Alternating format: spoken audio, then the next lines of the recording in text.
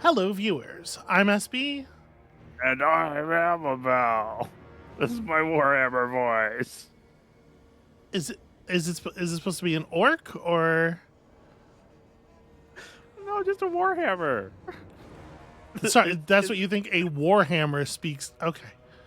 Welcome back to Amabel Goes to 4X School, where apparently we're not learning anything today. Welcome back to Amabel Goes to 4X School, the Total War Warhammer chapter. Okay, let's just get this out of the way here. I am not arguing that Total War Warhammer is a 4X. I don't think it is. But this is another one of those games where, like, the adjacency and the ways that it isn't quite a 4X, I think, illuminates some interesting things about 4Xs. And on top of that, I think this will be interesting for you as a, like, battle systems, and particularly as a, like, medieval-ish kind of battle systems person goes. So I think we'll spend a little bit of time in here. It brushes up against being a 4X in some interesting ways. So Okay. let's talk first real briefly about Warhammer Fantasy and Total War Warhammer and what this whole thing is before we get into it. First of all, you are, like, not very familiar with Warhammer Fantasy as a setting, right? No, I have some familiarity with 40K from just that series that we did, Yeah. and I played some Blood Bowl, which I Okay. know is fantasy adjacent. Yeah, it takes place in a slightly tweaked non-canon version of the Warhammer Fantasy world. Yeah, so you're not familiar with the setting, and you're not really familiar with Total War Warhammer. So Total War Warhammer, the first one of these, which was, even at the time, it was pitched as being a thing that was going to be released in 3 pieces. Total War Warhammer, the first one came out in late 2016, focused on what is known in Warhammer Fantasy as the Old World. The Warhammer Fantasy World map is kind of roughly analogous to our world's map, and the Old World is basically like Europe and Europe and sort of like the Western Slavic states and stuff like that area. That's where the chaos is. That's where the chaos is. Chaos in the old world. Yes. That's the board game Chaos in the Old World takes place in the Old World. Yes, Yay! that is not where the chaos is, and I will ask you, the person who has no information, to maybe not volunteer facts for a second here while I get through this spiel. So to give you an idea, the sort of the antics of the first Total War Warhammer are based pretty heavily on the Empire, it's the Empire of the humans, and the Empire of the humans is basically roughly kind of the Holy Roman Empire. Okay, for a historical analog. I'm going to make some historical analogs here, and I know a lot more about the thing on one side of the analog, and you know a lot more about the thing on the other side, so forgive me for places where my understanding of this stuff is wrong, because I don't know the history. Well, that'll make it interesting. Yeah, it'll make it interesting. Total War Warhammer 2 was released in 2017, and that's focused more on the New World, which is to say, the Americas. And then Total War Warhammer 3 was meant to focus on the rest of the map, to fill in the rest of the map. And by the end of the thing, you would have a war game that has the whole Warhammer world in it, and there would be a way to connect them up such that you could play massive scale war games across the entire map of the Warhammer Fantasy world, which is a thing that had never been accomplished in a video game before. So, real big pitch. It took them a while to accomplish it. Like I said, that second Total War Warhammer comes out 2017 pretty quickly. Total War Warhammer 3 didn't come out until 2022. It took them a while to sort of like reverse course on some things, and they had some plans that didn't work out, and they had to come up with some different plans. But we have now basically that thing. So each Total War Warhammer game has its own focused campaign with its own unique mechanics. In Warhammer 3 here, it's the Realm of Chaos. And then Here we have Immortal Empires, which is that big connect them all up together world map thing. And we're probably just going to play around in Immortal Empires. We might talk about Realm of Chaos a little bit, but like I think this is going to be the focus of our quote unquote studies here. So, I'm going to click this button, and you're going to see the faction selection menu. And we're going to figure out together here what you think we should play. So this is how many factions there are. Okay. Within each of these factions, there are going to be multiple selectable lords, sometimes as many as like 6 or 7. And each lord has their own starting position somewhere on the world map and their own campaign objectives. So part of the reason I think that this is kind of brushing up against 4X in an interesting way is that the campaigns actually can be very different from one another, and everybody has one kind of win the game objective that is just conquer the world. But also everybody has another victory objective, a separate victory objective that you can accomplish by doing something that's sort of critical to that character's story. Okay. And for some of them, like Grimgor Ironhide, that is just a sort of a smaller, different, like locally inflected version of Conquer Everybody. But some characters have like, you know, really different quests, really different aims in life, and so their personal victory objectives can be quite different and varied.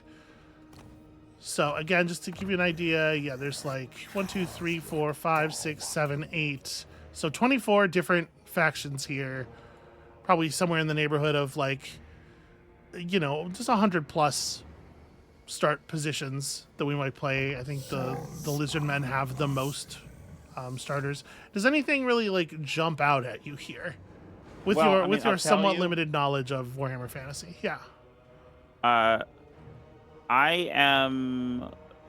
So my familiarity is with the Wood Elves from Blood Bowl. Yeah. And that you like orcs. That's also true.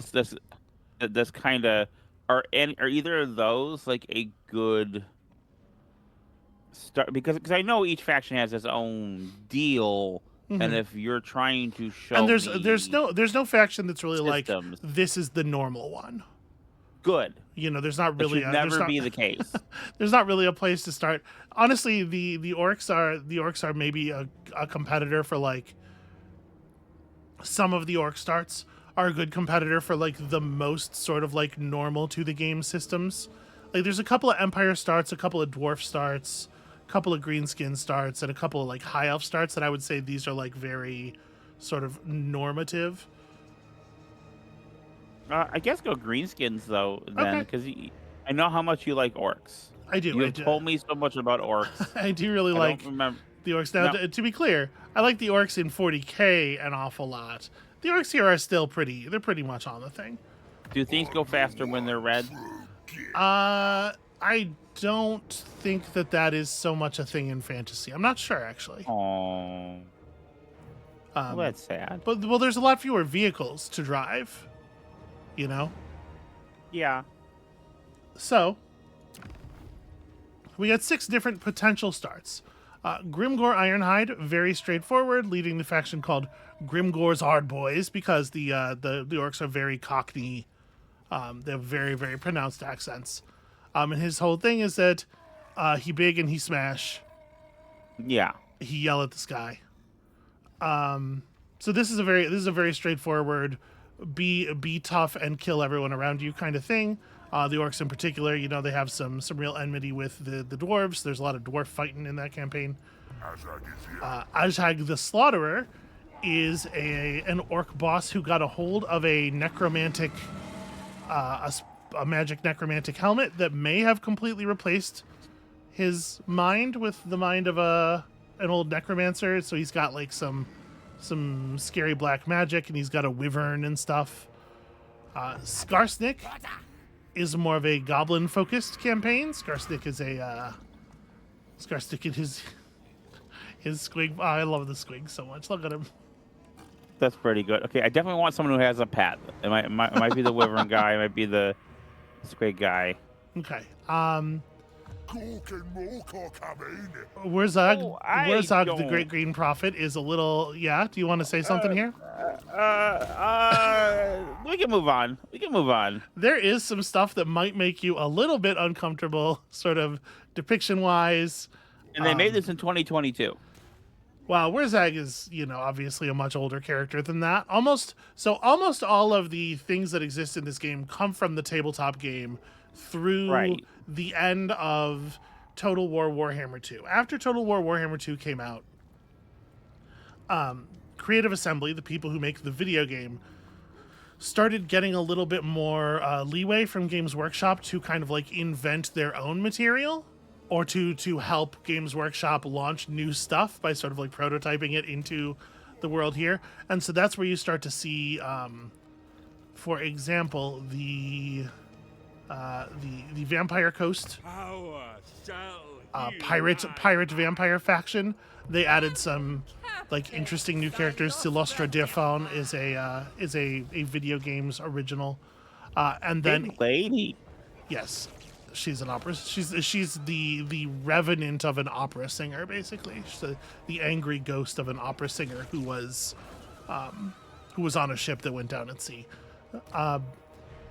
Until eventually, the sort of Total War Warhammer was used to sort of launch Grand Cathay, the essentially Chinese faction, Daughter of the Celestial Emperor. which is also a thing in tabletop now, is my understanding. But it was sort of Master of this is a big element of Total War Warhammer 3 is check this out. The map goes further east than it ever used to, and there's new, obviously trying to sell the video game in China and stuff. I have very little familiarity with Grand Cathay, and that might be something that we fix at some point during this series. But anyway, so yeah, so Wurzug is definitely a little bit like. Yeah, can we not? Can we not? Let's move on. A little bit. The units that he drives are called Savage Orcs, and they're the war paint instead of armor, and yeah, there's some potentially not great representation there. This here Grom the Paunch is a great and powerful goblin lord. Who I don't actually know all of his mechanics. He has access to a cauldron that allows you to make he's got cooking. He's got a cooking system that I don't really understand. And then Gorbad Ironclaw is someone who was just added to the game, and he is like a wolf rider. Has access to the plan, allowing unique and powerful tactics to be applied by your armies. He has an ability called Orcs Are the Best. Right? Okay. He's got a special kind of wog. I don't know. Does any of this call out to you in particular? I here? mean, one of the three with the pets. Okay. Do you have one of those three that you're more drawn to? I think Azhag and Skarsnik are both pretty cool. They have they have starting positions that are kind of in the center of the map. They're both pretty close to each other, so these are both positions where you're gonna be fighting a lot of like dwarves and stuff early on. I don't know. What do you think? Orcs or goblins? Orcs, I guess. Okay, let's start with Azhag the Slaughterer and the Bone Rattlers. So, the basic faction, the basic army loadout for all the characters of faction is kind of the same, with some exceptions, the sort of roster of recruitable units. But your Legendary Lord gives you certain faction effects.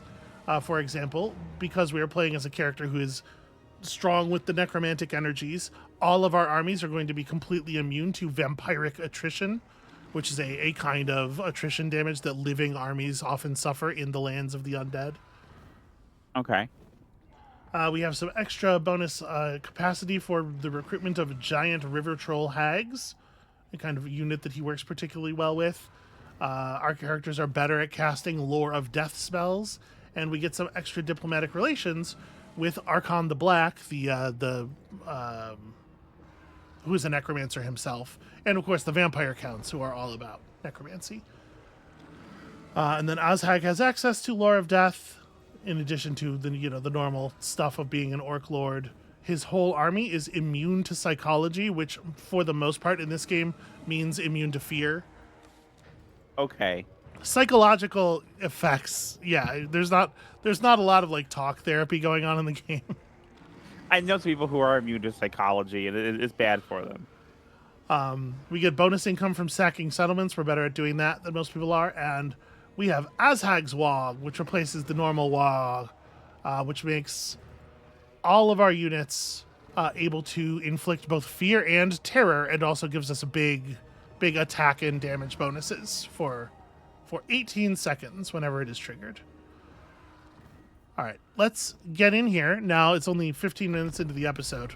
I'm going to load us in. Seem like a long time. 16. We're 16 minutes into the episode. Oh, you're talking 18 seconds. I thought I misspoke and you were making fun of me because I am. When have I ever very done that? sensitive? So, from the icy sea of claws in the north to the soaring black mountains in the south, the individuality of the Empire's provinces is much defined by its landscape. Its vast forests provide food and the materials of production, while wide rivers and traversable valleys facilitate trade and transport. Yet at times, the land itself seems to strive against progress, concealing monsters and enemies of all sorts amongst its craggy passes and dark groves. Peril awaits within and without, but the nations of men have thus far proved equal to the challenge. That's weird loading screen text. Usually, the text you get when you press this button is relevant to your faction. I'm not sure why we got this text. But I'm going to be doing a lot of talking this episode as we just sort of establish the basic systems, because there are systems, let me tell you. So apologies. Please, I'm going to ask you to raise your hand when you have a question, because I can see you. Okay, what about when I have a bit? When you have a bit that well, just throw that in. Raising my hand? No, just throw that in regardless of what I'm talking about, and totally disrupt the energy and everything, and just, the way you normally do it, I think will be fine. Cheese and rice. I'm sorry. I love you. I love you too. Okay. Yeah. So this is a game that is a turn-based strategy game with a real-time battle resolution engine. Okay. You have a look on your face that you would like. That is a mystifying concept to you. No, it's kind of like Endless Space. Okay, sorta, yeah. Yeah, the battle is a thing that happens in a completely different game engine, basically, and will load into and out of each battle. But the battles are more central, and you have a little more control over it. The game is really. I might go so far as to argue, and this is a thing that is going to be true of a lot of the games in this section of 4X School. I might go so far as to argue that all of the battle system is the important thing, and all of the other systems exist to add weight and context to the outcomes of the battles. Okay, I'm familiar with that kind of thing. I've done some bifurcated work like that in some of my so games. they came up with a big complicated battle system first, and then they were like, what can we use this for? So, how they play. The Bone Rattlers. Smash through enemies and settlements and increase your tribe's reputation level to receive faction-wide bonuses and unlock the Call to Wog button. Use the Call to Wog button to temporarily swell your unit numbers and target a settlement as the Wog's prize to raise or occupy in return for rewards. So a Wog, in addition to being a thing that you yell, is sort of an energy that builds up among a group of orcs that are sort of working together towards smashing the same thing. There's a little bit of a sense that it is a kind of magic, a little bit of a sense that it's a kind of psychic sorcery, I guess. On top of it being obviously just like a bunch of guys shouting together as they charge toward a target. They're basically shouty Jedis. Yeah. I mean, they're basically like magic soccer hooligans, I think is where I would aim your your metaphor cannon there. We spend scrap collected after battles to improve our unit equipment. and we use the underway stance to avoid obstacles on the campaign map. So the underway is a vast series of tunnels that runs under most of the Warhammer world. Not everybody knows how to get down there. The underway is very much a thing of like the Skaven and the dwarves and the orcs. It is, of course, like the ancestral home of the dwarves, and then the orcs and goblins know how to get down there because they've been fighting dwarves in and out of it for thousands of years. And the Skaven know how to get down there because there ain't anywhere you can keep a rat out of. That's just the way of things. Yeah. So, part of the way they guide us here through the complexities of the system is we're going to get a lot of like small, simple mechanical missions. This mission, defeat an army belonging to this faction. And look, there's one right there. It's almost like they have an idea of how our first turn should go. If we do that, we'll get $500 in our treasury. And we're totally gonna do that. But hold on just a moment. And you can see even in the UI has noted, it's put a little green marker above us. It's like, hey, if you fought these guys, it would complete that quest you have. Before we get into all that, first of all, the map. We're here. Secondly, if I click on this settlement, we can see the map is broken up into a bunch of different provinces. Provinces are then further broken up into 1 to 4 regions, each region having a settlement that commands the sort of space. So we're right now in control of Kazid Urkulaz, which is the capital of this particular province. And you can see the region borders, if you're looking closely, like where our green ends. Yeah, you can see up here. Oh, okay. Karak Ungor and Karak Raziak are the other 2 regions within this province. If we control all of the settlements in the province, then we get extra bonuses within the province. It's good to own entire provinces if you can. And so that's a lot of what we're going to be doing is fighting over settlements, trying to command entire provinces. In each region, we have a settlement. In each settlement, we have some number of building slots. So you can see here, this is ultimately an 8-slot settlement, but we only have access to some of the building slots until we complete the major settlement structure here. Upgrading or building structures costs money. You can see here some amount of gold from our treasury, and sometimes sometimes there are other considerations. In particular, for upgrading the major settlement structure, a critical consideration is population surplus. Right now, we don't have enough population to improve the size and level of this settlement, so that's a thing that we're going to have to work on. You can see over here, we have this panel here indicating our growth. This is our current population surplus. Every turn, the amount of growth that we have listed here is added to the sort of the big population pile, and when it hits certain values, we generate a point of surplus. So we grow faster by adding population growth, which is a thing that there are, buildings for and whatnot. Also, each region has an income every turn. Right now, this is very simple. Just, we have the main settlement structure is providing 120 gold per turn, but obviously there are lots of things that can generate income. You'll see that get more complicated over time. In addition, each settlement, each region has a control value. Each province, has a control value, which is a measure of population happiness / repression, and it's obviously more of a measure of one than the other for different factions. But basically just like how much the people are doing what you want them to do versus how much they think you should go fuck yourself and die. Right now, we are at -5, which is not a big deal and has no meaningful bonuses or penalties associated with it. You can see, though, it is dropping rapidly. Our current is 0, but we're losing 5 points per turn, is the way to read that. In part because I put the game on a high difficulty level, and so we are -4 due to our difficulty level. And then we're also -4 because we are collecting income. This is like taxation, I guess is a good way to think of it. And the population is mad if you're taxing them. So that can be a good way to like sort of fiddle with it, but obviously we need money. There are lots of buildings that you can build that will have effects on these things. buildings that improve your growth, buildings that improve your income, buildings that improve your control and local recruitment capacity and all that kind of stuff.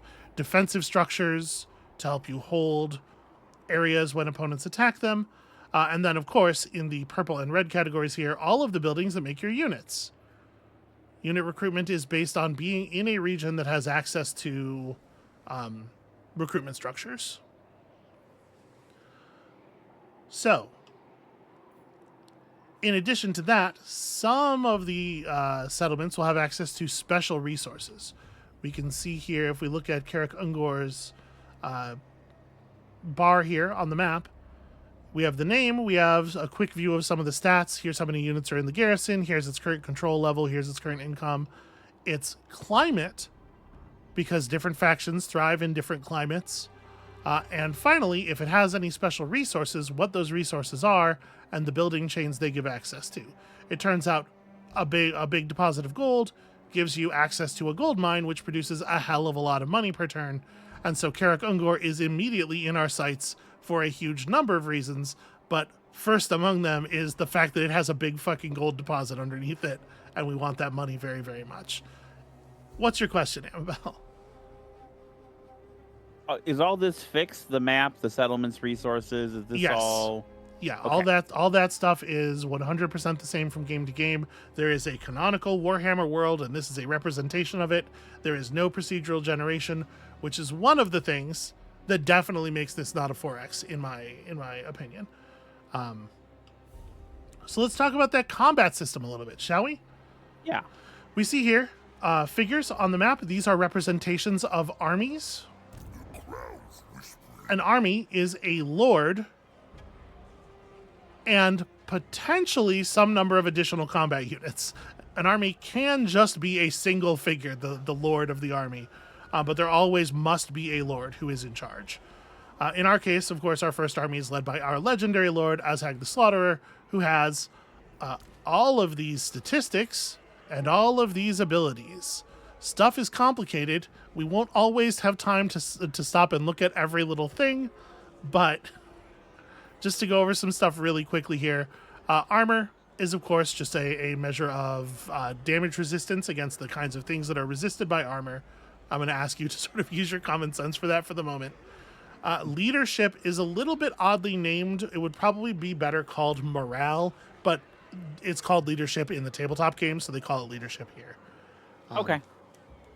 But, units lose morale when bad things happen, and then if the morale gets low enough, they can break and run, and we're going to see a significant amount of that with our units. Orcs are big and tough until they're not, and they are notoriously easy to break and panic. I assume there are morale bonuses for close proximity. There are all kinds of morale bonuses. Speed, of course, is just your run speed. Melee attack determines how easy it is to land a hit on an opponent in melee combat. Melee, you roll your attack against the opponent's defense. So broadly speaking, you just want your attack number to be higher than their defense number to have a good shot. The math is complicated, and I can't really sketch it out anymore in any more detail than that. Weapon strength determines how much damage you will do if you land your melee attack. 420 is extremely high. Azhag the Slaughterer is a fucking murderer. For a better, sort of more normative example, our default level 1 melee unit does like 34 damage on a hit. And then we have a charge bonus. So if a unit gets to charge into combat, a unit gets like a couple seconds of uninterrupted run as it approaches its enemies.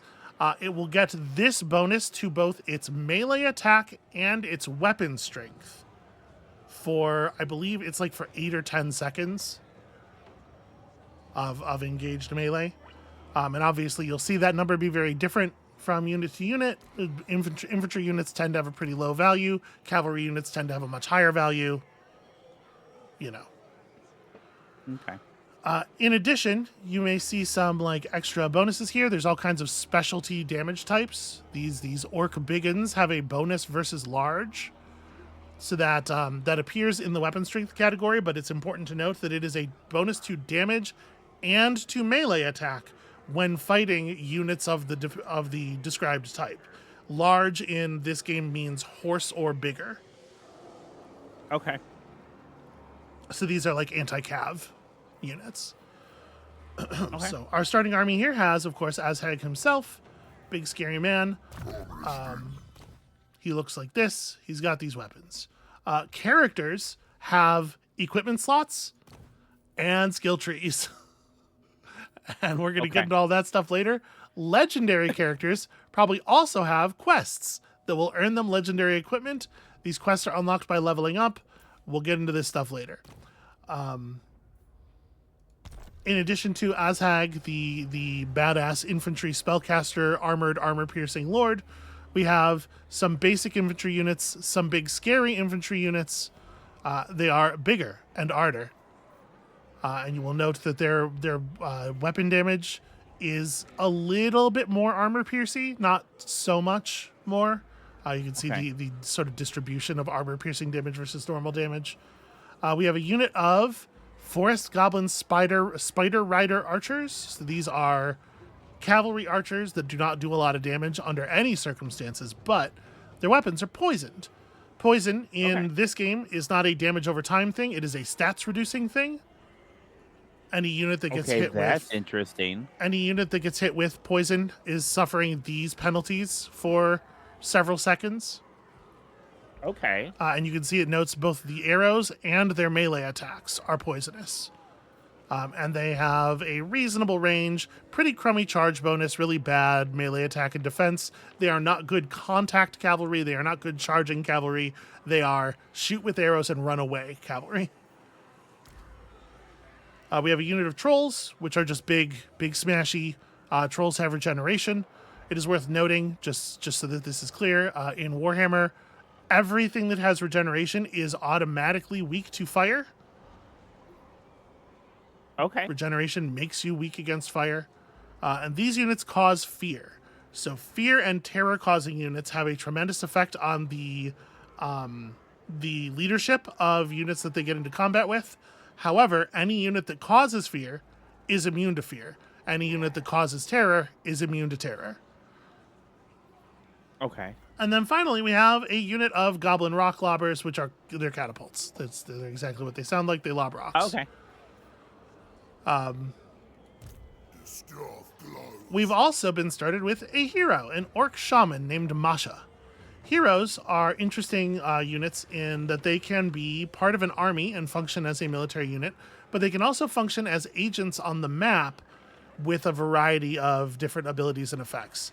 So if we embed this hero into the army, he'll be available in battle as a combatant, and he will also increase his parent army's chance of finding magic items after winning the battle. And he has, of course, as a character, he has a bunch of equipment slots and skill trees and stuff, and he can offer all kinds of bonuses. We can also just have him hang around in a region, and he will modify control in the region in the positive direction if he's in our region, or the negative direction in other people's regions. We can also have him attack target settlements or other map agents or other players' armies on the world map to have various effects. So he can reduce other people's research time. He can wound enemy characters off of the map, and he can lower enemy army's ability to replenish their troops. Every faction has access to at least like 3 or 4 different kinds of map agents that do different things. Ordinarily, I'm a big fan of just folding your starting map agent into your starting army. But in this case, orc shamans are mostly just spellcasters, and we already have a spellcaster. And you're going to see why I don't particularly think it's worth having another one in the army in a second here once we get into battle. So I think we're just going to charge these dudes. Every army has a limited amount of movement available on the world map. You can see our available movement range highlighted in green here. That's how far we could get at the moment. Obviously, our movement in this direction is being blunted somewhat by the fact that there is an enemy army zone of control. If we mouse over them, you see the red circle around them. Right. So you can move into an army's circle of control, but you can't freely move out of it. But we're going to go ahead and just move in and attack these dudes. And like I said, it's a lot of talking. I apologize, but that's just how it's going to be for an episode or two. There's a lot of game. I'm not apologizing to you. I'm apologizing to the viewers. I think the viewers like hearing you talk. Yeah, maybe You sometimes. have a very soothing voice, and people enjoy it. Okay, all right. So we have here Winds of Magic power reserves. The Winds of Magic level in the area is 50. We have a little bit of bonus Winds of Magic due to orc stuff, and we'll talk about that later.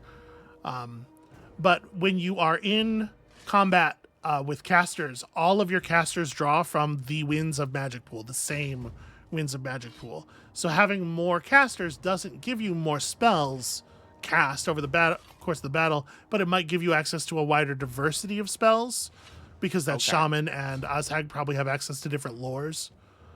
And you can see down here our abilities that we might fire. We have, of course, our Wog. The Ogre army has Dismember, which is a thing to be wary of. They love to chop. But overall, this is not like the most scary army we've ever seen. At this range, we can see, obviously, engaging them. We can see exactly what's in the army, and this is nothing to be afraid of. We'll talk about them in a little bit more detail when we get in here. So we can auto-resolve. When you mouse over auto-resolve, a thing that is important to know is that it shows you the units in your army that would be likely to die if you were to click the button. They glow a sort of red. You can see none of our units are glowing red right now because we're gonna absolutely annihilate these dudes. This is not a real fight. We are going to go ahead and fight it manually anyway for familiarity with the combat system, but expect there's going to be quite a bit of auto-resolving, and I don't want to hear any complaints. I know you're always like, fight the battles, but once you see, first of all, the amount of time we're going to spend on the loading screen going in and out of this battle, and secondly, the number of battles that we're going to have to fight over the course of this campaign, you will see why it is not reasonable to manually fight everything. So the thing I'm going to ask while we're on the loading screen, is the battle terrain also set, or so the battle terrain is selected from a pool of maps that are appropriate for the location. Okay, that works. There's a bunch of maps that theoretically are appropriate to each terrain type. Certain settlements may have like special maps that reflect particular terrain features about that settlement or something. If they, there's famously like, this one's dug into this mountain in a way that makes it hard to attack or whatever. But for the most part, you're drawing maps from a pool of appropriate maps. So you can see here a little bit of like my deployment zone, their deployment zone. You can kind of get the idea of where the trees are and where the rocks are. Okay, here we go.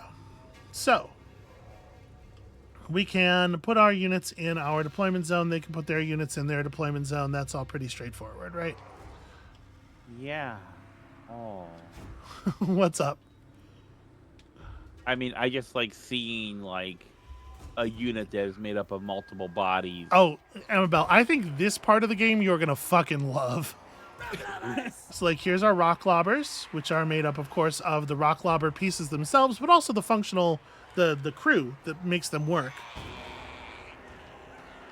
We can see our here's Azhag. Look at the size of him. What a mighty fellow. Here's our boys.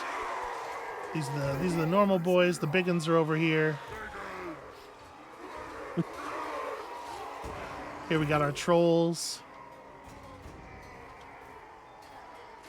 Gross little dudes.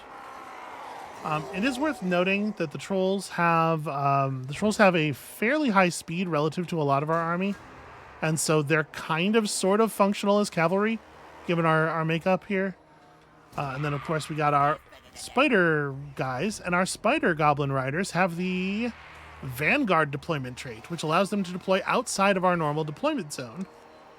Rad, cool. With some specialities here. There's a sort of a white area on the map that prevents us from deploying within it, and that like extends around the enemy's deployment zone. So you can't deploy too close to the enemy's starting position. But yeah, we could pick like some sneaky trees to have our guys in. These units, you can see they are marked as being hidden. The enemy cannot see these units until they get something close enough or they do something to reveal themselves, you know. So there's all that kind of stuff. And part of the value, so part of the magic of like getting to do this kind of simulation on a computer, right, is that, Yeah. for example, ranged units, every arrow that is fired by this unit here, they're not just attack rolls. Every individual projectile is actually modeled. And so shooting from inside of these trees is actually going to be kind of problematic for us because the arrows can hit the trees. And so if we're going to use these trees to hide us, we kind of want to be like forward in the trees so that we're not shooting through so much density. Right. The face you made. Oh, when sweetheart, I spent 15 years doing medieval combat simulations as my career. So like this is amazing. Just hiding in the woods, and then they can't. I mean, oh my goodness! It models the arrows. Is there friendly fire? If you rock lob too close, do you hit your? Oh yeah. Oh yeah. Oh wow. Oh yeah. And one stat it drives me absolutely fucking crazy. One important statistic that every ranged unit has, but that is not represented on the unit card, is accuracy. Rock lobbers are famously bad at not hitting your own units. They have a real precision problem. So we can see here, the rock lobbers have a range of 400, which is represented on the ground when we have them selected. It's a little hard to tell because of the snow, but you can see the edge of their firing cone here. Okay. So I'm just gonna move these up a little bit so that more of the enemies are sort of in the cone. But this is, I mean, I'm really juicing this. I'm really like leaning into this. This is gonna be a very short battle. It's gonna be a very like, okay, we run at them and then it's over kind of battle. The fact that you actually have like a tactic and it's not because I've seen you do the hex grid stuff, and I do a lot of hex grid stuff, but the way that it kind of just doesn't, a lot of it doesn't feel like a battle necessarily. Like this, I am for real just gonna issue our melee units the order to just go forward. Right. Trolls up the side, Azhag sort of into the forest. If they advance enough, we'll spider them. Pause and give directions. So yeah, you can give orders while paused. I pause a lot, and I apologize if that's annoying. So with Azhag selected here, we can see the spells, the spell wheel in the bottom right corner. Azhag knows 2 spells right now. Aspect of the Dread Knight, which can be cast on a unit. It's a single target cast that gives them +8 leadership and terror and fear, which again also incidentally makes them immune to terror and fear. Although Azhag's army is always immune to terror and fear, remember. So it's just a good, like, if our leadership is failing, kind of it's a nice patch, or to try to scare enemy units early in the battle. And then Spirit Leech, which is just a direct damage against a single enemy type thing. You just cast Spirit Leech and damage their character. Now you can play this game multiplayer. Can you not pause during the multiplayer? I believe, I don't know exactly how it works in multiplayer. I've not really done that, but yeah, you can play this game multiplayer. So they have a single unit of real ogres, these ogre bulls, which are scary, but they are very, very poorly defended, and they're very much like a charge focused kind of unit. So they're gonna do some scary shit to us on the initial run in, and then things are gonna get a lot less bad, pretty quickly. They have these Noblar support units, which are like traitor goblins, non-goblin goblins. They're absolutely fucking awful. And then they also have like some saber tusks. They have some wild animal cavalry, effectively war beasts, that we're gonna have to be a little careful about. But overall, yeah, this is going to be pretty straightforward. I'm not expecting... Oh gosh, is there the equivalent of elephants in this? Oh, sure. Oh, they're all oh wow. You can just move the camera around. Oh, that's neat. So you see how badly they did on that first catapult volley? Yeah. They hit not nobody, not know how.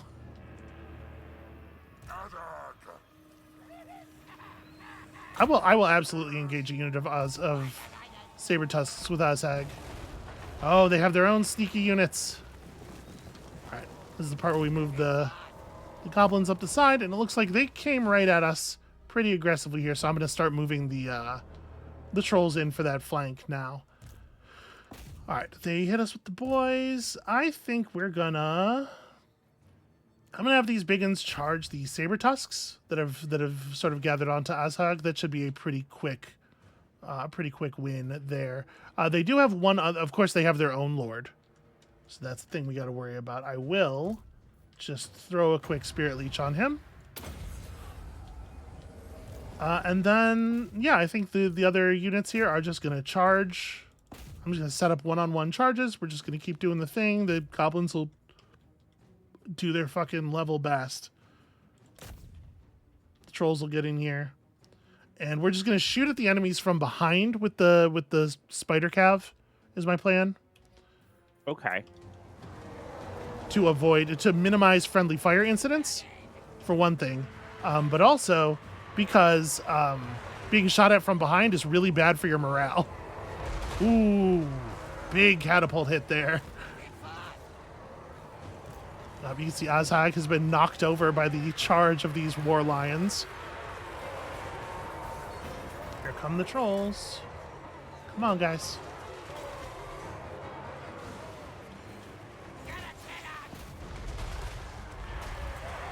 Yep, and so you can see here, every unit in battle has a health meter and a white bar representing their current leadership level.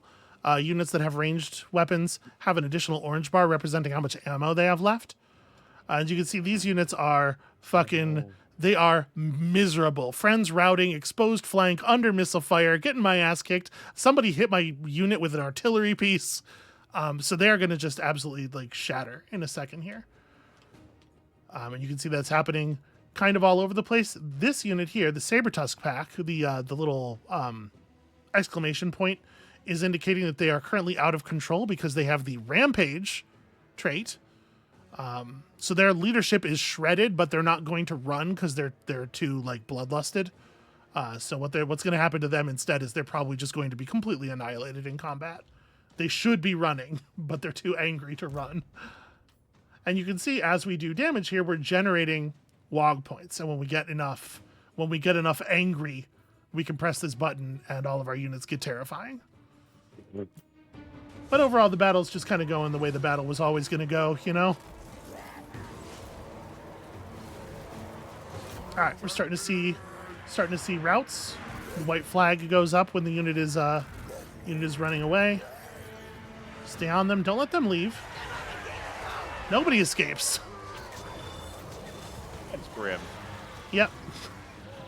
So you can see our own unit also. This unit of boys not doing so hot against the ogre bulls, but look at the damage. Oh, it is time for the WOG. So I'm gonna have these orcs peel off and try to hit those bulls in the back. We're gonna send our lord at their lord, and I'm gonna try to peel these boys off when he gets close. And I think I'm gonna tell the catapults to focus on these panicking Noblars. Because I'm trying to keep the catapults shooting in places where my units aren't massed, because our catapults will devastate us if we're not careful. That's just orc warfare for you. Overall, this is going extremely well. We are going to have a little bit of trouble getting over here because we're trying to run through this enemy unit, but we'll get there. I'm going to give these guys a little blessing. Just spend some magic, you know. Fancy magic. Okay, so unit with a white flag is a unit that is currently routing but could recover once they get away from the enemies and some of their leadership penalties fall off. They might regroup. Unit with the flag with the skull is permanently broken. These guys are leaving the battlefield. Okay. Whether you want to let them leave the battlefield is a strategic concern. It is something to think about, but you do not have to engage with those guys anymore. They are done. I'm going to try to take me. Okay. I'll say take me through those concerns. Well, the more people that get away from the battle, the more people that survive and potentially are to battle again more later. Okay. That's what I figured, but I didn't know how they're modeling that. Yeah, you'll see in a second here.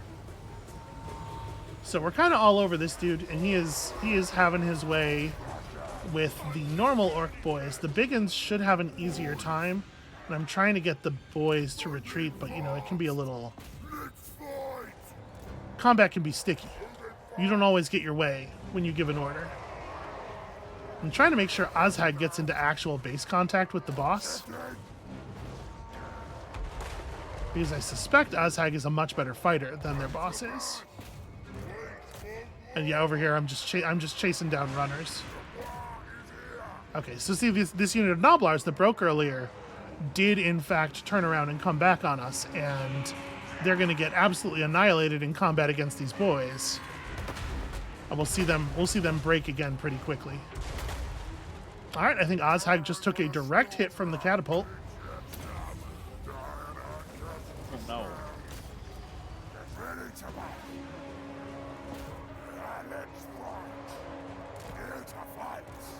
All right, we're starting to see more permanent breakage here. I think this army's about to rout. So, a battle ends when everyone on one side is dead, or when everyone on one side is routing at the same time. Okay. If the battle did not end because everyone is dead, you can continue trying to murder. That is a thing that is available to you. In particular, I think it can be valuable to make sure the enemy's lord dies under some circumstances. I am going to point the catapults in the other direction here. We're not catching this dude. It's not really worth trying. Okay, I'm just gonna hit end. We're good. A decisive victory. No mere victory. Fates were rewritten, destinies ended, and the immutable changed. I mean, that battle went like the only way it could possibly have gone. They give you a soft one at the beginning of basically every campaign, just so you can kind of get your handle on your units. So you can see here the number of kills assigned to each unit. Units do get XP, will level up. So it does matter how many kills they got. Just being in the victorious battle is worth some experience, but getting the units that get kills will level up considerably faster than the others. And you can see here our total losses and whatever. So remaining, the units that escaped, it looks like few or none of those saber tusks made it out because, like I said, they fought. They basically fought until they were paced. This unit of Noblars did not escape, but some of these units made it out. Like this unit of Noblars is like half strength. So a concern that this game, that this battle system has, is that outside of battle, each body is treated as though it has full health effectively. This bar being halfway full would mean that exactly one half of the Noblars are still alive. But in battle, each figure in the unit does have its own HP that is being tracked. And so you'll sometimes see like weird discrepancies. Like this Noblar unit may have been represented in battle at the end there as having like 10% HP because that was the average HP of all the units that were still within it, you know. Getting out of battle restores each figure to full health effectively. Any survivor is effectively re-healthed, but you can see the number that died. Like this is the unit that took the ogre charge. Right. Characters have their actual HP tracked inside and outside of battle, and so Ozhag is at this much health because he killed a unit of saber tusks by himself and then fought an ogre lord. So at the end of the battle, you can see the units that we actually completely eliminated are grayscaled over here. And then there are some survivors. We are allowed to slaughter our captives. We captured 224 of the escaping enemies. So we're allowed to slaughter our captives, which is bonus XP for our units because orcs love a good slaughter. We can eat them. Army health replenished by 11%. You can see the yellow bars on the health indicating how much health we'll gain there. Or we can ransom them back to their people. And this will get us 330 money. This is not a large amount of money at this point in the game. And then you can see as a reward for the battle, we took home 5 scrap, 317 gold, and some experience for our lord, in addition to the battle experience and the experience from actually killing stuff. And then after we press this button, if Goth's army has enough bodies left and enough cohesion, they'll be pushed back by the loss, but they'll still be on the table with all of the figures that escaped from the battle. Okay. And so it can be valuable to really like hunt down, especially if your opponent has like high value troops or whatever, or troops that you're particularly bad at fighting. Making sure you kill them while they rout can be important. It's usually a thing you need like cavalry or good archers to do, though. I'm just gonna chomp them, I think. Well, getting some extra XP early on is pretty good too. Yeah, let's just slaughter. Well, okay. Amabel, we're gonna do some things you're not comfortable with. We're orcs. It's Yeah, just the way of it. there are 3 options, and only one of them is not a war crime. So. Yeah. Okay, so we defeated that enemy. We got our quest completed, and you can see the army was deleted. There was not enough cohesion there for that army to stay on the table. We did a pretty good job. We crushed them. Next, we should capture a settlement. Perhaps Karak Ungor would be a good idea. Settlements are cities on the campaign map from which provinces, blah, blah, blah. I told you this stuff already. So we'll get some money. We'll get a ruby ring of ruin, which has a spell bound to it. Your path of violence and destruction. Okay, I forgot about this guy. Your reputation growing with every. We don't need to listen to the old man. The old man is this weird narrator figure through all the campaigns, and disregard. So we gained a follower as well. The characters have a sort of a retinue that they can build up, and for winning a battle with a troll unit in it, we accumulated a troll herder. Trolls are stupid, that's a fact. So orc troll herders are employed to get the dumb gits where they're meant to be. Lowers the recruitment cost for troll units. Okay, cool. Guy joined the retinue. Got ourselves a fancy helmet, plus 10 armor, and the ability to totally nuke the attack and defense of an enemy unit every 90 seconds. It's pretty strong. And then we have this much movement left. Yeah, we're just going to Karak Ungor. I think we gotta take this settlement. If I attack the settlement with you... Oh, you just steal technology.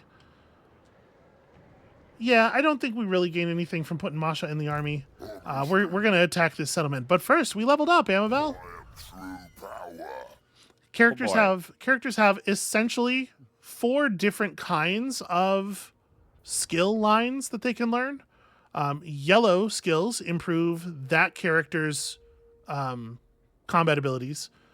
Red skills improve the combat abilities of the army that they're a part of. Blue skills affect the map level in some way, like extra movement range here you can see on the campaign map. And then characters who are casters will also have like a purple line, which lets them learn spells and cast their spells better and stuff. We don't quite have access to our purple line yet.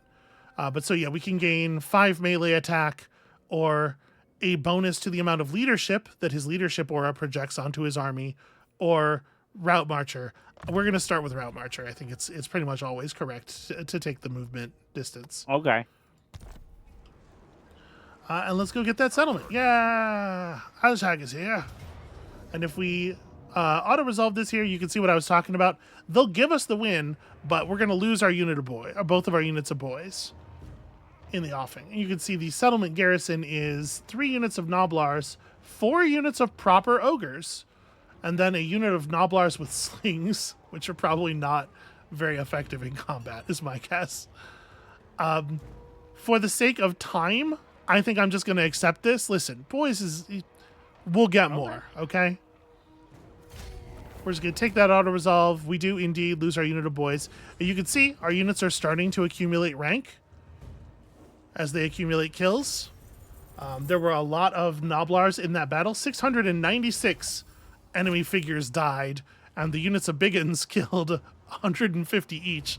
So yeah, they're getting ranks. And you can see here, this is what rank does. Leadership, melee attack, melee defense. It also increases ranged accuracy. So ranged units with levels are considerably better than ranged units without. That's a big deal. And we got some stuff and some money and whatever. And most importantly, control of the settlement, with which we can choose to occupy it, which will inflict a temporary order penalty for, conquering stuff. People don't love being conquered. We can loot it and then occupy it, which will make us some extra money, but it will, first of all, obviously cause a lot more instability, and secondly, it will damage all of the buildings in the settlement. I don't really want that. We want to live here. We want the buildings healthy. You could just sack the settlement. You don't take control of it at all. You just grab all the valuable stuff and run away.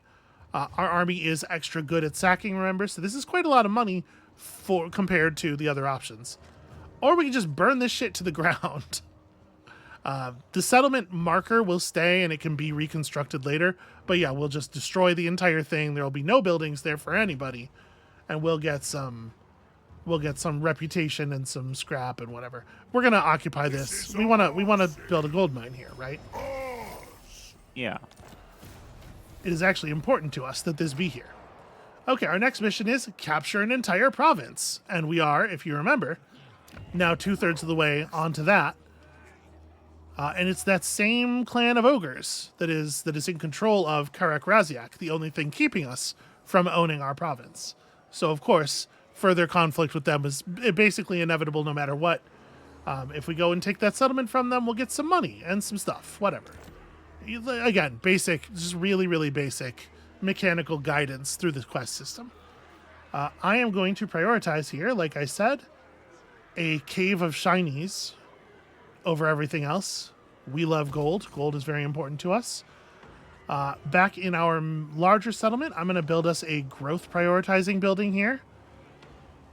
Greenskins love their gods and will quickly carve effigies of Gork and Mork out of stone or, frankly, whatever else is around.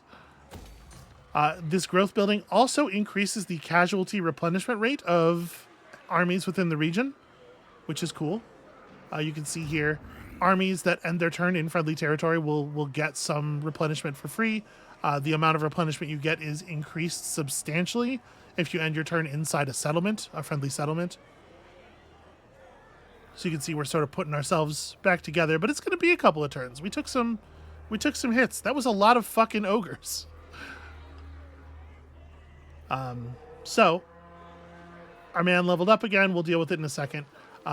The other thing we can do to increase the army, the bodies in this army, is to recruit new units. Because we're in a friendly territory, we have access to a local recruitment pool, and the stuff that is available to us in this pool is based on the recruitment buildings that we have access to. So our first settlement started with the basic muster fields here. Sorry, musta fields, because orcs. So we could get more boys. We could get orc boys with spears instead, in case that was the thing that we, in case we're more worried about large enemies. We also have the ability to upgrade this building. You can see other buildings aside from the main settlement structure also have levels. And the level of everything in the settlement is capped by the level of the main settlement structure. So we can't get our level 3 recruitment building until we have level 3. Yeah. But we're going to go ahead and bump this up to level 2, a fighting pit, which will unlock the ability to recruit Black Orc big bosses and also Orc error boys, which is our basic ranged unit. They're fucking terrible. But they're fucking terrible at hitting things, but arrows are still a serious morale concern. Nobody likes to be shot at with arrows. And this will let us recruit more biggins, which are obviously very useful. Okay, so we have access to the local recruitment building tree. We also have access to a global recruitment pool that represents kind of everything that we have the ability to recruit from anywhere in our empire. But pulling units from the global pool is more expensive, and it takes twice as long for them to arrive. For the moment, I think we're going to be sitting still for a couple of turns, just recovering, because we really did shred our units. So I'm going to go ahead and put in 2 turns worth of recruitment orders here from the local pool, and then since we're standing still for 2 turns, we may as well also grab. Well, hold on a second. What am I doing? May as well also grab some units from the global pool, but I think we're actually going to get spears. So you can see here, the spears have, if I pin this unit and the mouse over here, the spears have a little bit less attack and a little bit less raw damage than the sword boys do, but they have 14 points of bonus versus large, so their attack is actually considerably higher against large units, and their damage is considerably better against large units. And yeah, ogres are large, so we're gonna get some sword boys, but I'm gonna get actually quite a lot of here. We'll pull in 3 units of sword boys. Oh, we won't. We don't have the money for that. Well, then let me pull these from the pool because we're gonna make some money next turn. Here, we'll pull in sword boys through the global pool and spear boys through the local pool. Now notice each unit has a one-time cost for recruitment and also an upkeep cost that you have to pay every turn. Larger armies, more expensive, economic problems, etc. You can see how all this is going to go. But for the moment, we're just going to focus on, let's try to fill this army up and get rich enough that we can afford to keep them running, right? So yeah, so while we're healing up, you know, with these couple of turns,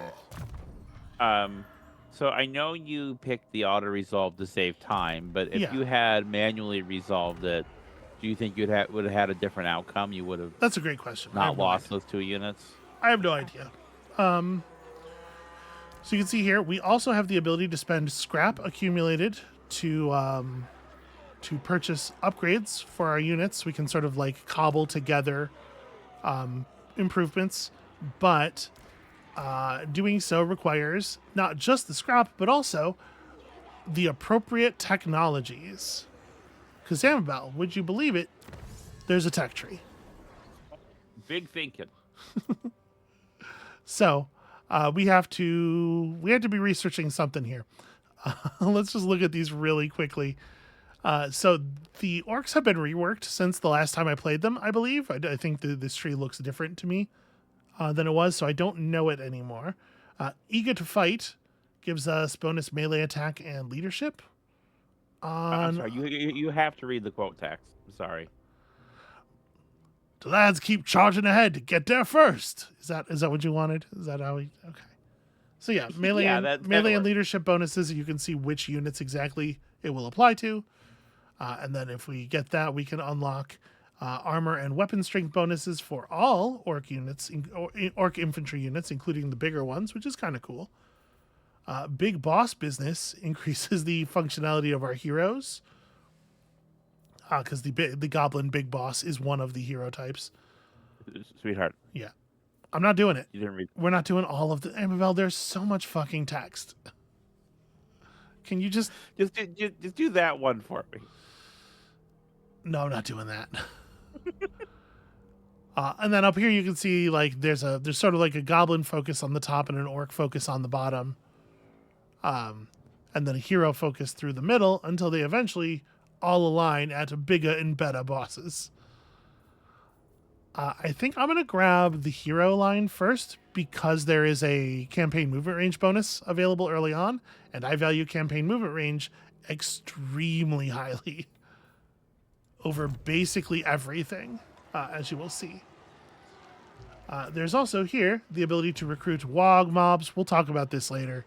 This is a whole thing.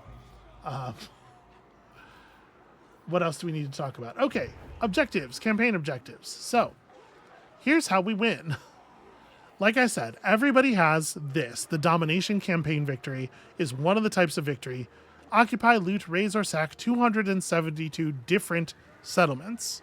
That's the number of settlements that there are on this map. Like we talked about how in 4X games, there are a lot of players who like their thing is, I'm going to paint the map. This is for the map painters. You sure do get to paint, again, this entire fucking insanely huge map. However, each character also has a short and long campaign victory that is more specific to their stuff. So our short campaign victory is to maintain control of the following 5 provinces, either through direct ownership or through vassals and alliances. That's the Northern World's Edge Mountain, where we're starting. Ostermark, just west. the River Uskoy just north, Ostland a little bit to the west, and then Peak Pass just to the south. So, just like the Ozhag's stomping grounds, basically. And to occupy, loot, raise, or sack 30 different settlements. Honestly, this is not going to take that long.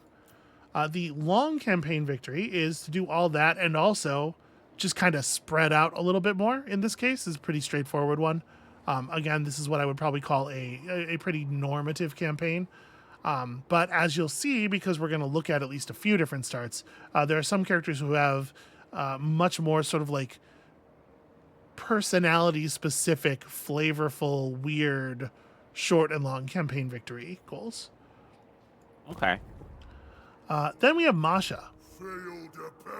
We haven't done anything with Masha at all yet. I think our move with Masha is going to be to just run over here. Masha is going to scout ahead, find us some, locate ogre armies, and generally kind of get into trouble. My feeling is because we already have magic use in our main army, I think we should try to train Masha up into a map agent, like a specifically focused on map agent powers type character. But we'll see. Maybe Masha ends up being the magic user in our second army or something. We'll get there when we get there. For right now, I just want to know where the ogres are, and Masha's going to help us find out. We have an unassigned skill point. Let's deal with this.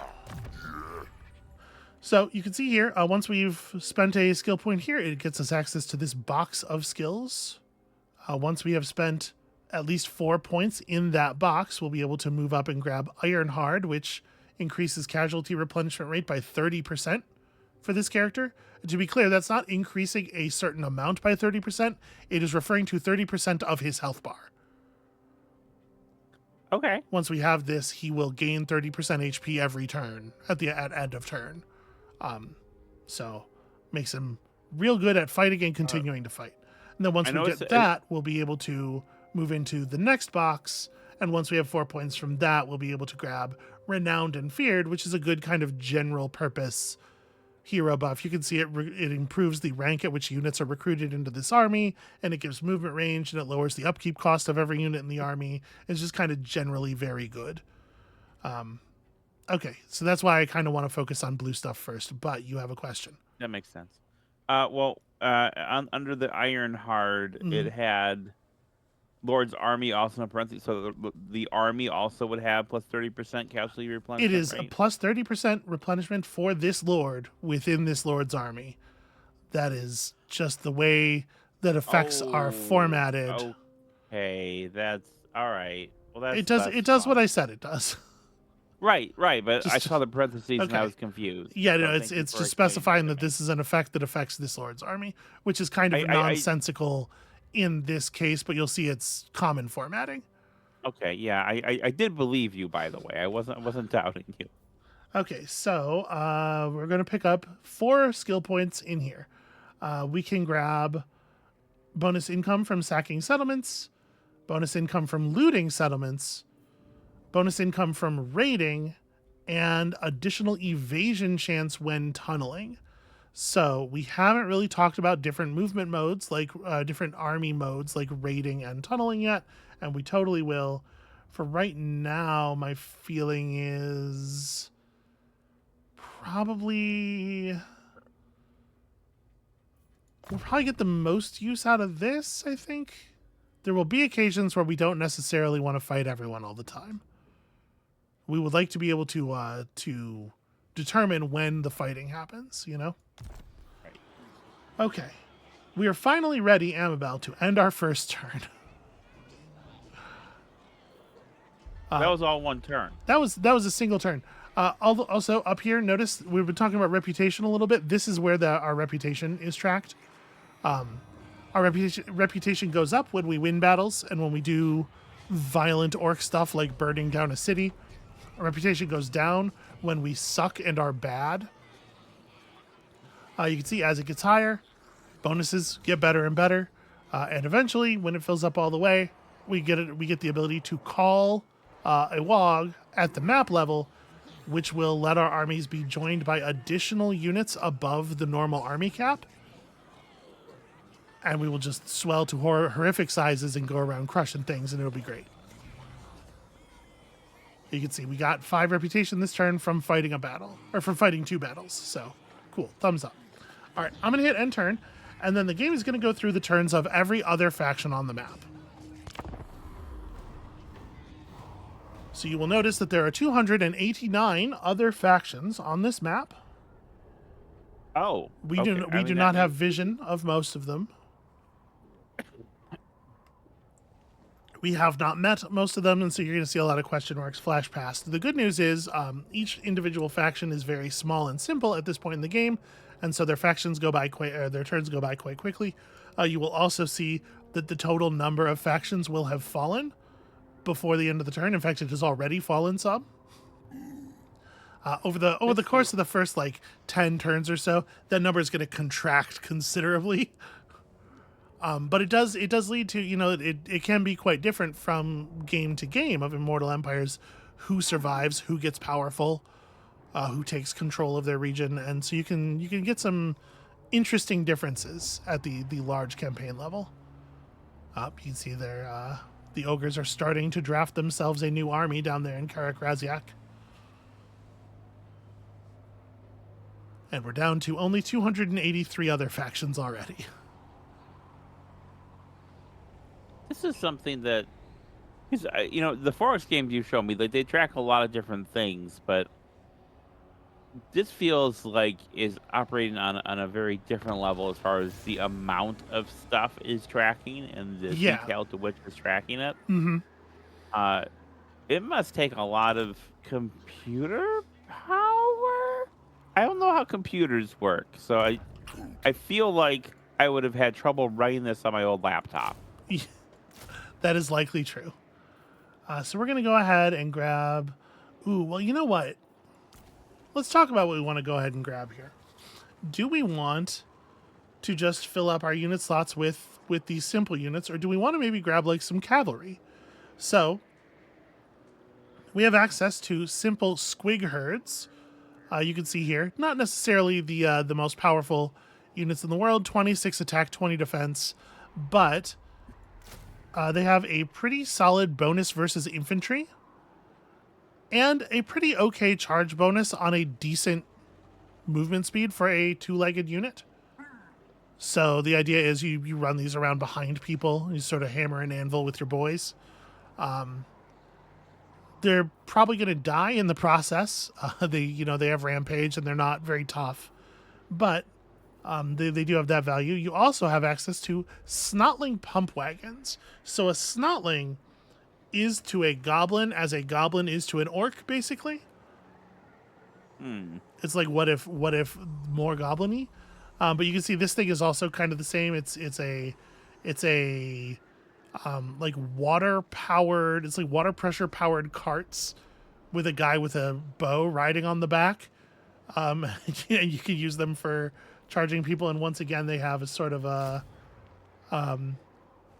decent bonus versus infantry and some decent armor piercing. They're even a little bit faster. One thing that's really nice about goblin and snotling units is that they often have the expendable trait, which is ordinarily when your units see other units from your force nearby die, that imposes a leadership penalty, right? They're like, oh god, they're killing us. When orcs see snotlings and goblins die, it doesn't affect them. They do not care about that, even the tiniest little bit. This is why I did my Warhammer voice. Yeah. This is a grim world. So the squigs will bum people out when they die. The pump wagons, you can just kind of run them in the back of an enemy force and not damage morale at all. Does anyone give hugs in the world of Warhammer? Sure, just not orcs. You're in the wrong place, baby. You listen, I had you choose the faction. If you wanted a hugging faction, they're out there. They exist. All right, well, I don't know that.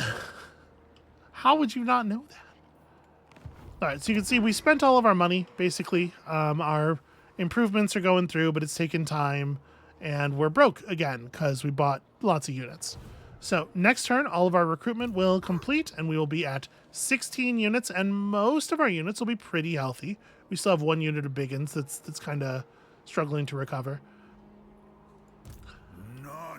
And we have here an ogre army that is currently mustering, so we don't know exactly what they're pulling, but they're pulling stuff. They're trying to build up a fighting force. There are no hugs in 40K. No, I know that. probably no hugs at all in 40K. Yeah. Yeah, so I didn't know how much of it was, you know. There are 40K yeah. wall. So for Warhammer Fantasy definitely has like quote unquote good guys in a much more real way. Masha, our orc shaman, attempting to target the settlement in Karakraziak, has been wounded in the attempt. We rolled a critical failure. That's really embarrassing. I didn't look at the percentages because I was like, whatever, we'll go for it and we'll either succeed or we'll fail. And either way, he gets some XP. If you critically fail, you are wounded and removed from the world map until your wound heals. So that's very annoying. Masha's out for 5 turns. A little bit of hilariously bad luck to start off our campaign with. So the last little bit of this UI that we may kind of need to know how to operate eventually is the diplomacy screen here. You can see all of the factions that we are familiar with, everybody that we know, their attitude toward us. Green is good, red is bad. You can see most people pretty negative. The Rock Skulls, for example, don't like the fact that we keep murdering them and taking all their stuff. Frowny face from them. We can see that they only have 1 settlement left, so if we beat that army and that settlement in a battle, we will eliminate this faction from the map. And then we have some other factions nearby that we know all that stuff about, and we can kind of talk to a little bit. The Bearsonlings, a Norskin tribe nearby, think it's fun and rad that we're killing the Rock Skulls, so that's pretty cool. You're as brainless as your primitive gods to have come here. That said, Norskins are never nice people, and they don't really like orcs all that much. And then, we know a couple of other greenskin forces kind of in the area, the Slaves of Jar. So notice this balance of power bar here. This represents roughly how strong our military is relative to theirs. The fact that this is entirely green tells us that the Slaves of Jar lost their army last turn. And they're on a single settlement, so I expect them to no longer exist by the start of the next turn. And then down here we got the Red Eyes. The Red Eyes led by Ornery Backslider. That is a goblin whose name is Ornery Backslider.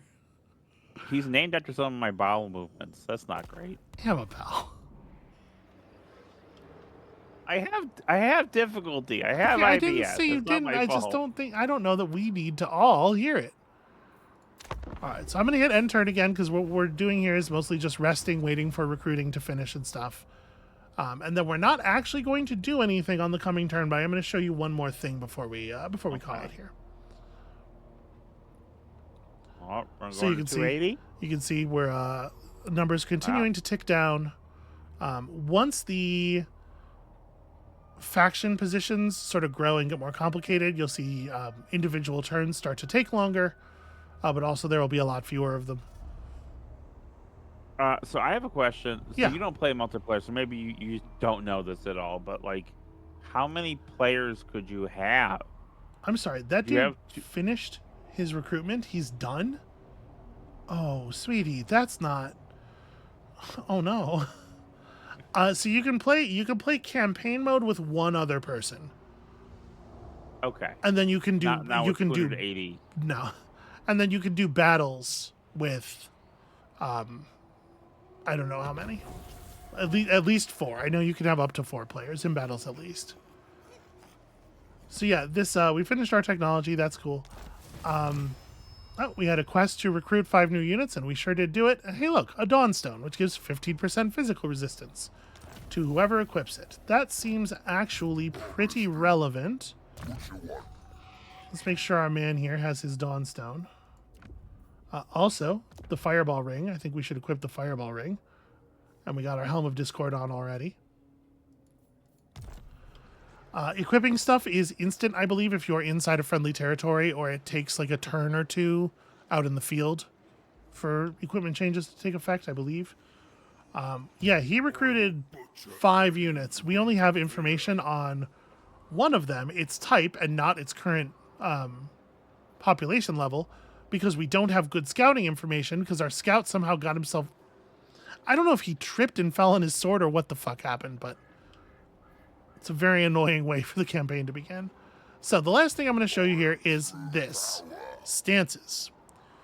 Armies have different stances. The basic stance is, what most armies are in kind of all the time.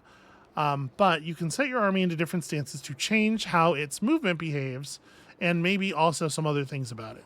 So, for example, every army has the march stance, plus 50% campaign movement range, but you can't initiate battles while you're in the march stance, and if you do get attacked in battle, your units start the battle tired, because vigor is a thing that we didn't talk about, but every unit is measuring its tiredness, and obviously that's not great for most units. Awesome. Fight a lot less good while tired, fight a lot less well. Also, armies in march mode are more likely to fall for ambushes, which is a bummer. So we have access to this tunneling stance, which would allow us to traverse the underground, and you can see, like, when I mouse over it, this is our normal movement range through the mountains. You can see the edges of it. When we're tunneling, you can see we can travel quite a bit further.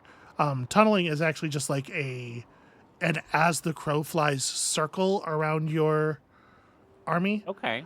It's probably slower than normal movement out on like flat plains, but it can be a real lifesaver in the mountains,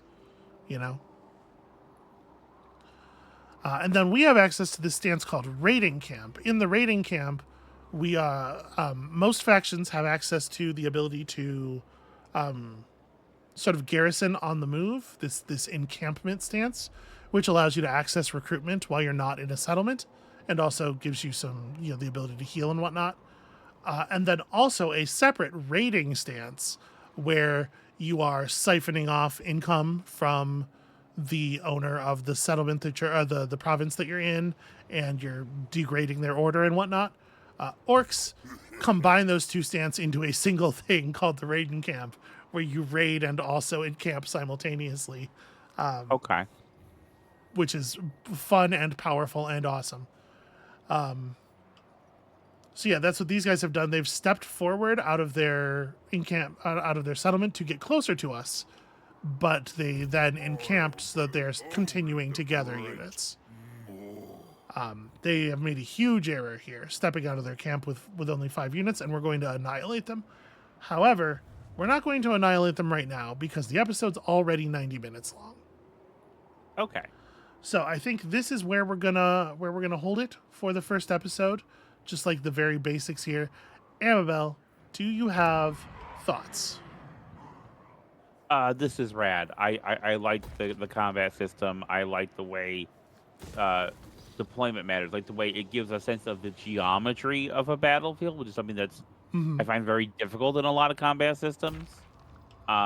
I like that it accounts for tiredness of units, as well as like stuff like morale and. Yeah, I heard you quietly say awesome when I brought up vigor. Yeah, no, this as someone who, for most of my work now is more political and social history, but for a long time it was like battle simulation stuff, and I have very limited tools. They're expressive tools, but limited tools given the cardboard format. Yeah. So seeing this tool set is just astonishing to me, and the way in which so far those tactical concerns are folded in and inform operational concerns. Like I love that shit. This is my shit right here. So I'm very excited for this. Yeah, I thought you'd be into it. You could see hopefully sort of both how it is definitely not a 4X, but how like the existence of a game like this does sort of like inform some things about 4X's, and like any kind of combat strategy game that exists in the same world as Total War, you know, is existing in its shadow to some extent. And so I hope this is useful on a couple of fronts for you, and also I hope you enjoy it as we dig into this. So that's going to be it for us for today. Thank you all so much for watching. When you come back next time, we're wiping out these ogres, we're completing our first province, and then we are setting our glowing green eyes on the world beyond. And we'll see you then.